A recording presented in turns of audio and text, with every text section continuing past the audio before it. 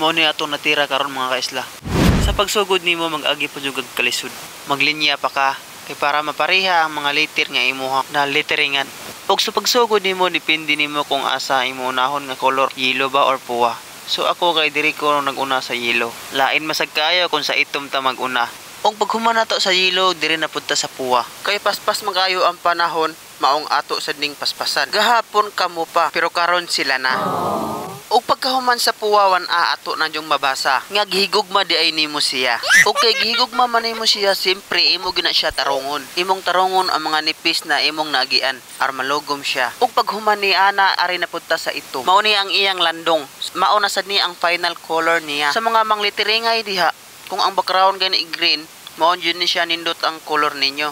Yellow, puwa or black or pwede sad white. Pag human ni ana nagsugod na dayon og kahaya ang akong gugma sukad nakailati ka.